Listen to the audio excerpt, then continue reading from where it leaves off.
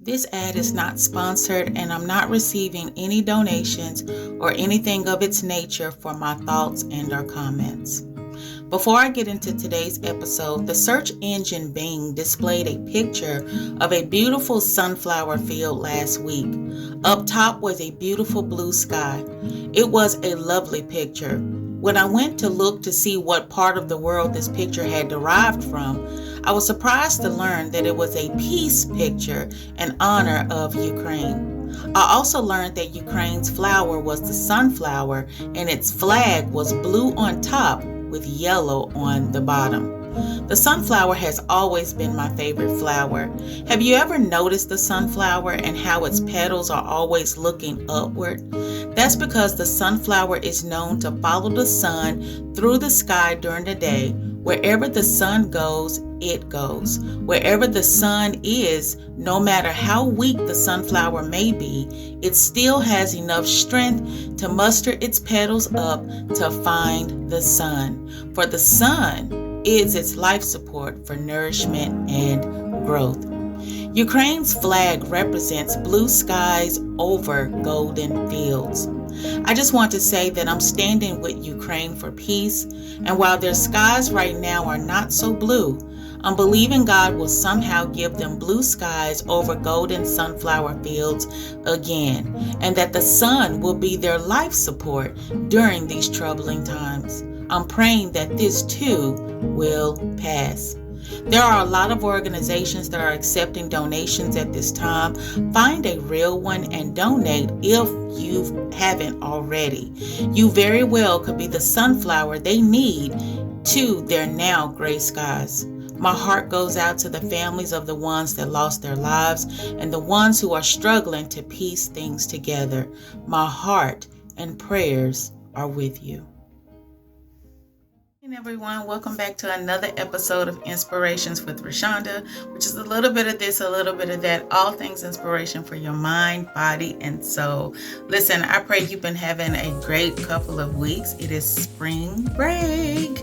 Anyway, I didn't get on here to talk about spring break, but I did get on here to talk about surgery work. Ow. Oof, that hurts. The pain of surgery. And I'm going somewhere with this. So I back in 2020, I had thought that I was ready to get back into the dating world. Like I felt like, okay, like I had my little year sabbatical, of not dating anyone and not really talking to anyone. I think during 2019, I might have went on one date, but it didn't go anywhere. It fizzled out really quick. He decided that I wasn't the one for him, and I decided he was not the one for me. He was a nice guy though. But the thing about it is that because of that, I felt like, okay, when 2020 rolled in, I was like, you know what? I am ready. I am ready to get back out there. I'm going to get on this dating site and I'm going to see what's going on in these dating streets. What I learned during that, what I thought I was ready for and what I was mature, had gained some maturity in, I realized that I quickly fizzled out. I was not ready. And do you know why I wasn't ready?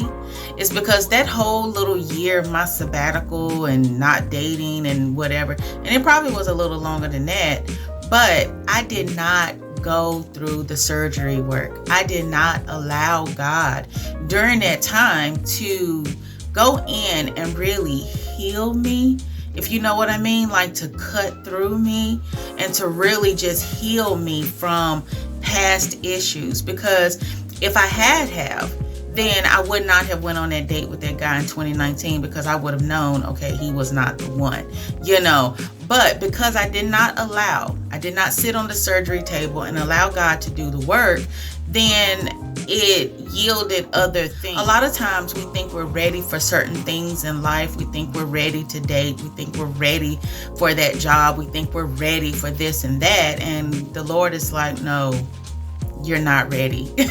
You're not ready for that, sis. You're not ready for that, brother. Look, I need some things to be cut out of you so I can put some things in you. And do you know that when we don't allow God to do that healing process. If we don't go through the surgery, then we continue to keep getting into things that we shouldn't even be getting into. And then there's a lot of times where God is doing the surgery on you, or he is doing that surgery work, and instead of healing, and as they say, staying in place, we want to move on and go and do other things and whatever, and all at the same time we're healing. But now that scar is torn, you're oozing out, and then you have to go back and then get like some more work done. I remember when I had my daughter, and I had a C-section, and they had to cut me, and because of the way she was born, she was a preemie.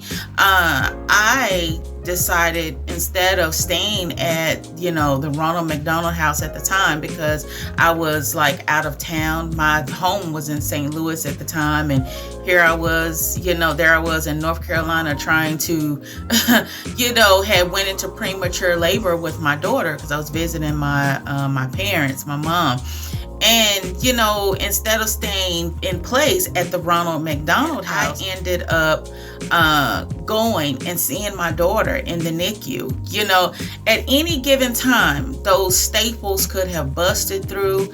I could have oozed out. I could have experienced a serious setback, with that pregnancy. But God. And it's the same way when God is taking us through the healing process. We're still going out trying to do things that we shouldn't even be doing.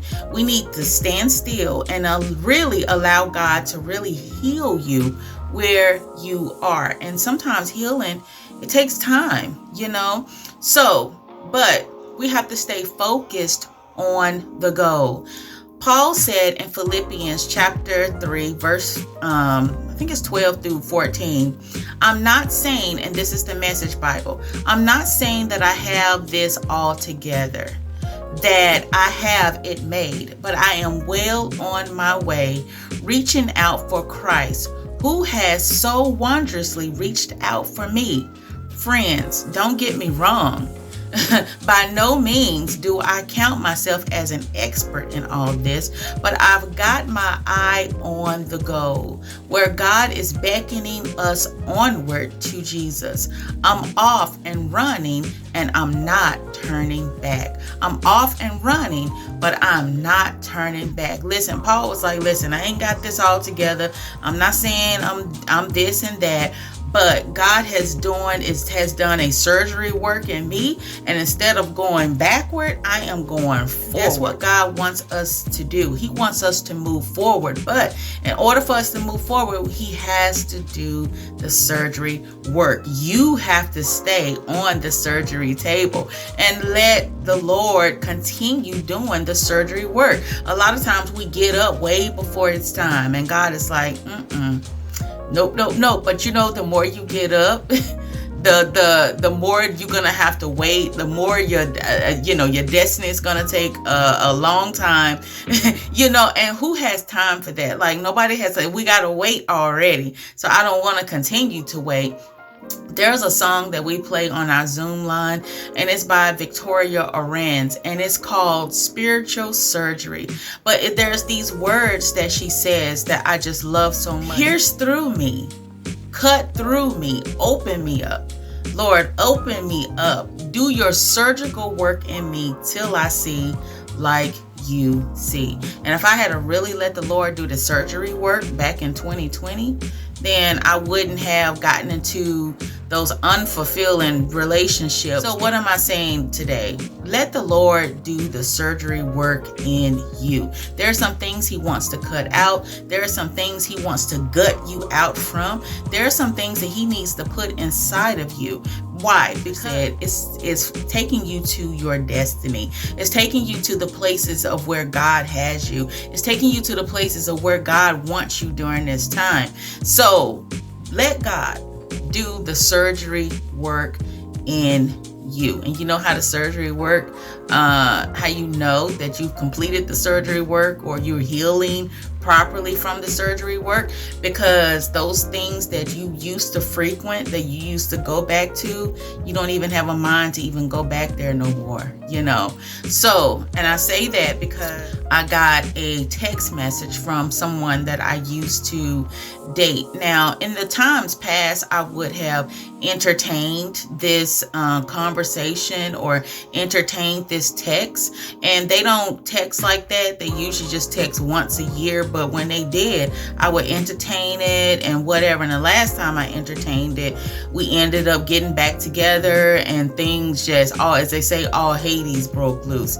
But the thing is, this time when they texted, I was like, no. I sat there and I thought about it for a while, and I was like, God, I know for a fact that if I open this door, I already know what's going to happen. I already know what's going to take place, and I'm in a place in my life spiritually that I don't need to do that. No, you have did some work in me and he's still doing some spiritual work in me. He's still cutting me and doing all this stuff.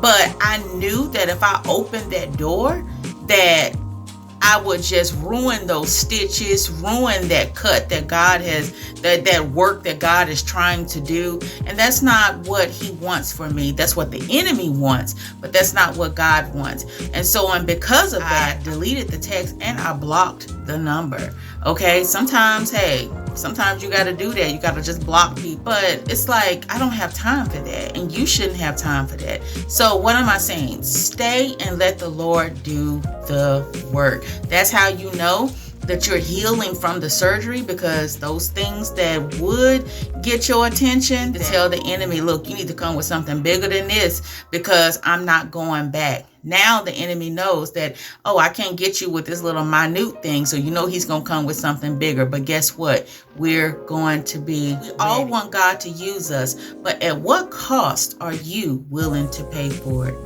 And that cost is you staying on that surgery table and continuing to let the Lord do his surgical work and cut through you. That song is by Orenze. I know I mentioned that before, but it's a beautiful song, and I'm going to try to link it in the description box. Please listen to it and let the Lord work with you on the surgery work. Begin to ask God, okay, God, what surgery work do you need to do through me? What surgery work do I need, so I can get to the destiny that you have prepared for me. There are people that need us. Okay, there are people that need you. In your meantime, you need to be going and scheduling a surgery with the Lord. Okay, so you can be ready for what God has in store for you. So I pray you got something from this message. If you did, leave a like, leave a comment, and let me know what surgery work God is doing through you in this season, and so we can talk about it. Okay, so until next time, be blessed. Let the Lord do his work in you so you can be ready, all right, in this season. I'll talk with you later.